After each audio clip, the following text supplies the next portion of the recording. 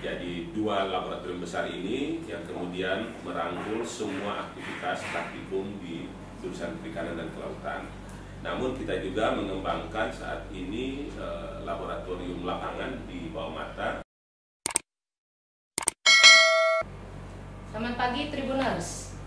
Selamat pagi sahabat Tribuners.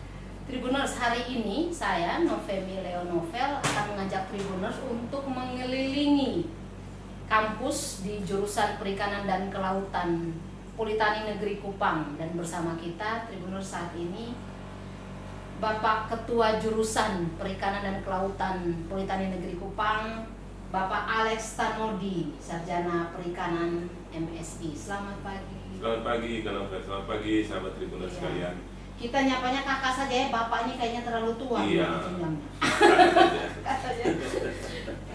Kakak Alex, ini terima kasih nih sudah mengundang kami ke sini untuk bisa melihat dari dekat profil jurusan Perikanan dan Kelautan. Iya, sama-sama Kak. Iya. Kita juga terima kasih. Kakak Alex, apa saja sih prodi yang ada di jurusan Perikanan dan Kelautan ini supaya Tribuners di rumah bisa tahu? Ya, makasih Kak Novel. Jadi saat ini kami di jurusan Perikanan dan Kelautan memiliki dua program studi. Yang pertama adalah program studi jenjang diploma 3 untuk teknologi budidaya perikanan, dan yang satunya yang baru saja didirikan tahun lalu adalah program studi diploma 4 untuk agribisnis perikanan. Jadi ada D3 dan D4 ya, Ya, Kakak Alex ya. ya. Ya. Dan posisi sampai sekarang terdatanya berapa jumlah mahasiswa di jurusan ini? Ya, kami saat ini tercatat yang aktif kuliah itu sekitar mendekati 160 mahasiswa. Termasuk angkatan yang baru ini ya? Angkatan baru belum masuk. Oh, belum masuk. Karena kita masih menunggu kalkulasi terakhir dari bagian akademik dan kemahasiswaan. Tetapi kita juga telah meluluskan kurang lebih 124 alumni. Oh, sudah khusus 124. untuk program studi teknologi budidaya perikanan D3 diploma itu ya? 3. Ya. Oh, sudah 124. Ya. Berarti apakah masih baru ya? Tiap lulusan berapa banyak sih? Betul. Untuk program studi pertama ini kita telah wisuda 3 angkatan. Angkatan pertama itu 34 mahasiswa, angkatan keduanya 23 mahasiswa, dan angkatan ketiga 48 mahasiswa.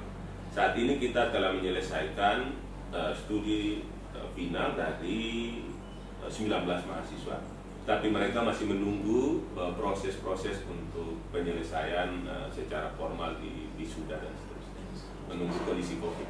Berarti yang untuk yang prodi yang kedua agrobisnis perikanan ini belum ada ya? Belum ada lulusan, Seperti itu.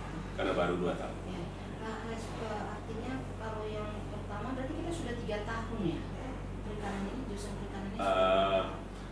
Jurusannya sendiri itu baru berdiri pada September 2017. 2017. Ya. Jadi program studi yang pertama diploma 3 untuk teknologi budidaya perikanan itu didirikan tahun 2013, tapi masih bergabung dengan jurusan tanaman pangan dan hortikultura. Ya. Output dari 124 mahasiswa dari jurusan Perikanan dan Kelautan Politani Negeri Kupang ini kemana saja mereka? Ya, jadi sesuai dengan profil lulusan, kita berharap lulusan diploma 3 ini akan berperan di berbagai lini. Yang paling prioritas kita berharap mereka itu bergerak di dunia wirausaha bidang budidaya perikanan. Kemudian mereka juga kita harapkan bisa berperan sebagai penyuluh, kemudian bisa berperan sebagai pendidik, utamanya di SMK perikanan. Kemudian mereka juga bisa bekerja di instansi pemerintahan maupun di lembaga-lembaga swasta seperti perbankan yang bergerak untuk permodalan di bidang perikanan dan seterusnya.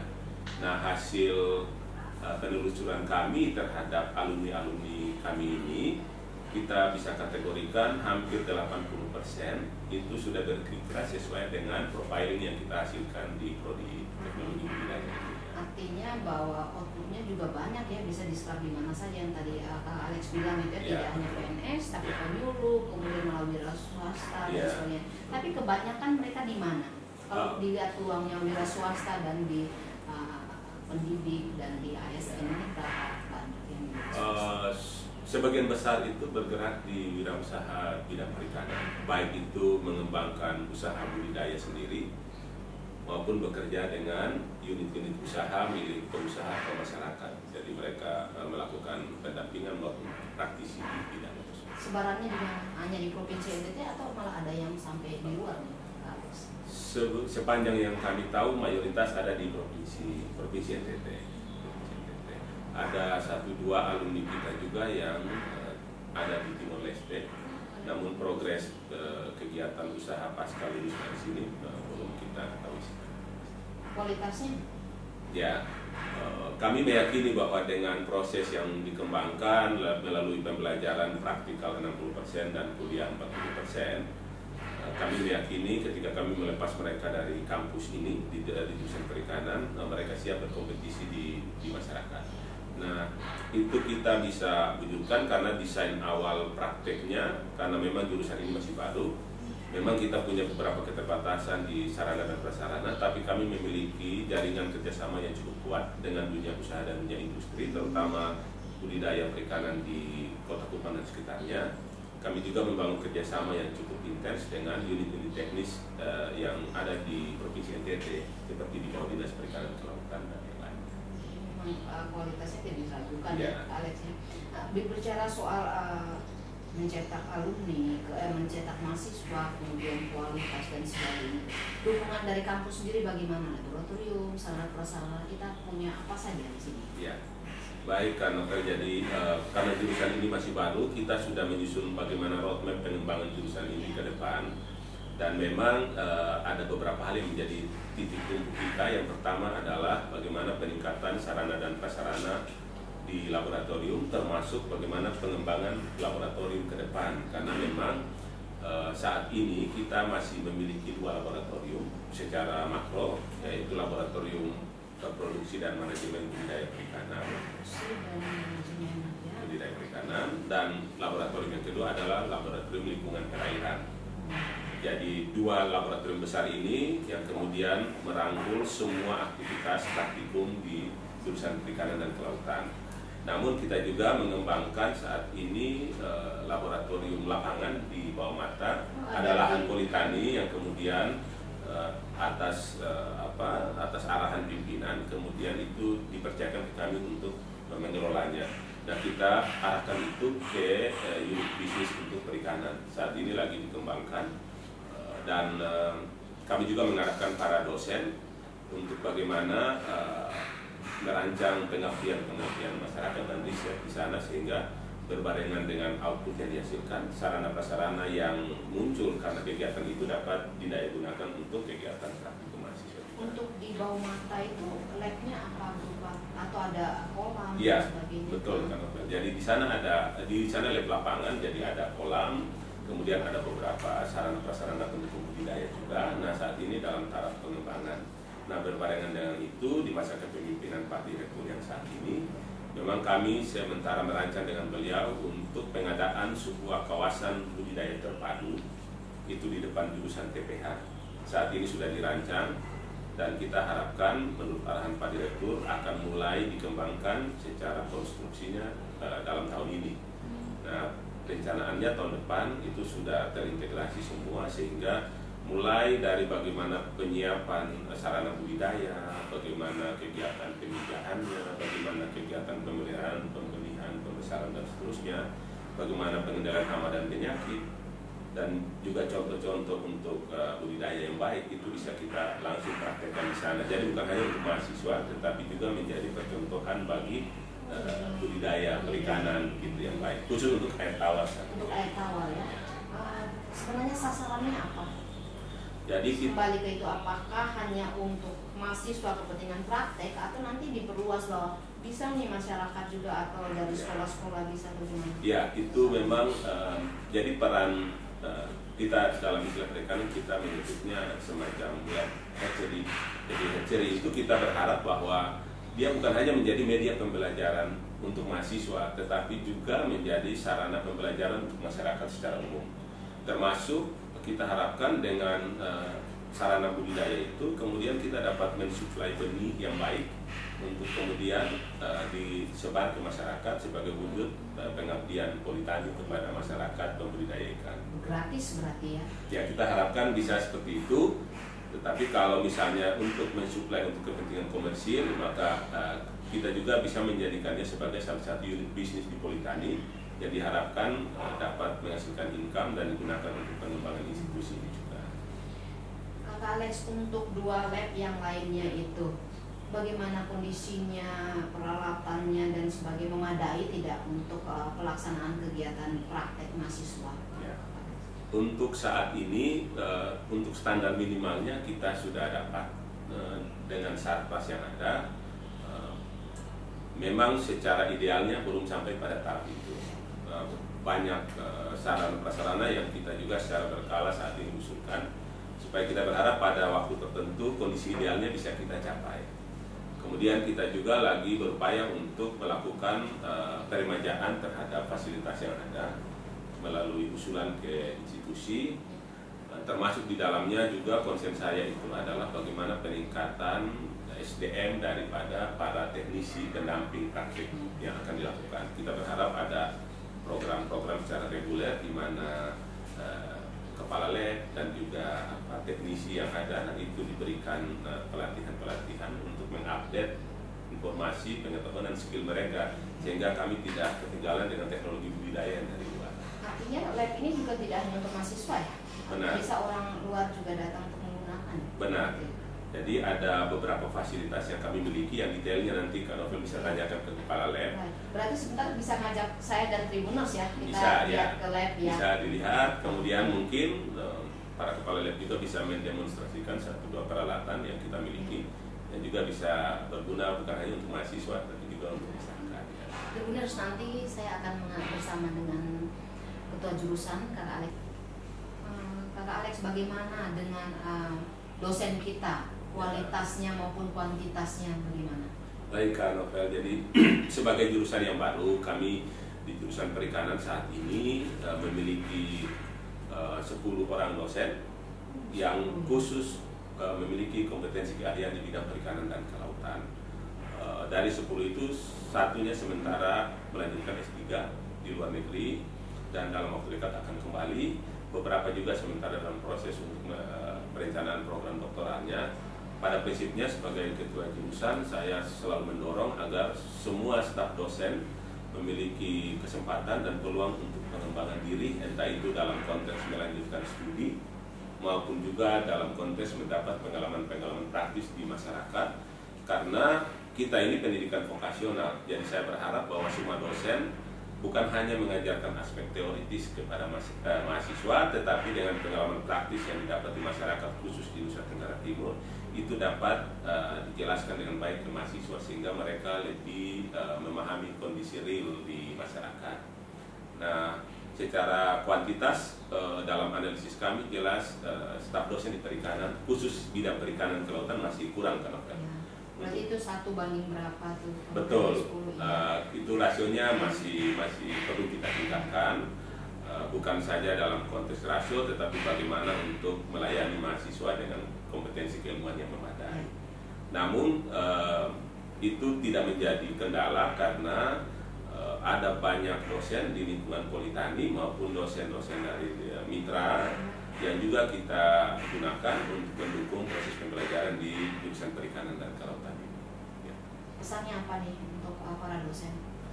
Saya mengharapkan para dosen tetap mengembangkan diri karena memang perkembangan ilmu pengetahuan di bidang perikanan dan kelautan itu cukup kompleks dan dinamis. Berusaha untuk tetap mengupdate semua perkembangan keilmuan yang ada. Lalu dalam kondisi COVID saat ini kan Novel, saya sangat mengharapkan supaya juga para dosen bisa beradaptasi dengan kondisi ini, di mana pembelajaran kemungkinan akan dilakukan secara fleksibel, kombinasi antara online dan offline, itu sehingga bagaimana menerjemahkan ilmu pengetahuan sesuai dengan mata kuliah yang diajarkan kepada para mahasiswa ini bisa memanfaatkan seluruh media yang ada, sehingga walaupun kondisi COVID ini tidak mengurangi pencapaian kompetensi dari setiap mahasiswa. Bicara soal pembelajaran ini di tengah COVID kan, walaupun sudah ada new normal, tadi kan Kak Alex bilang akan dilakukan dengan 2 metode ya, offline dan online. bagaimana strateginya untuk melakukan, kalau online kan sudah jelas pasti akan ini, tapi kalau offline gimana teknisnya atau strateginya, apa semua mahasiswa atau diberi kelompok-kelompok semacam itu? Ya, baik Kak Novel dan sahabat Tribuners sekalian, untuk pembelajaran di jurusan perikanan sesuai arahan dari pimpinan Politani, kita mengkombinasikan antara online, offline atau online dan offline. Ya. Nah, online ini akan kita prioritaskan kemungkinan besar khusus untuk kuliah.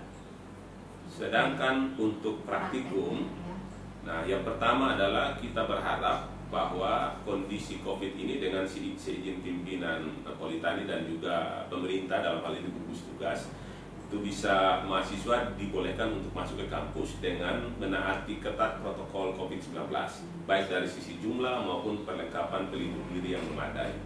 Namun itu semua sangat tergantung dengan kebijakan dan perkembangan situasi saat ini. Untuk mengantisipasi ini juga kita di jurusan perikanan sudah bersepakat para dosen untuk kemudian bagaimana merancang modul-modul praktikum yang juga lebih bisa beradaptasi dengan kondisi lingkungan ini. Salah satunya adalah apakah menggunakan video, ada demonstrasi dan seterusnya. Nah, ini akan kita kombinasikan, tapi kita juga berharap, kita sama-sama mendoakan karena kondisi COVID ini bisa cepat berlalu. Dan dalam penjelasan pimpinan, kita akan coba menaati, katakanlah satu kelompok grup itu tidak boleh lebih dari 20 orang dalam proses praktikum, menaati protokol kesehatan, menggunakan masker, menggunakan hand sanitizer. Ketika selesai praktikum, mungkin akan langsung meninggalkan kampus. Jadi kita akan menjaga supaya mahasiswa tidak berkerumun di jurusan ini. Kalaupun jadi praktek secara offline karena diizinkan, kita akan mengatur shift sedemikian rupa sehingga pergerakan mahasiswa datang dan pergi itu tetap dalam kendali kami. Ya. Artinya bahwa apalagi kita bilang tadi pendidikan kita ini kan di bidang vokasi dan lebih banyak praktek dibanding teori kan. Ya. Jadi mau tidak mau Tribuners memang harus praktek dilakukan, tapi dengan cara yang itu tadi.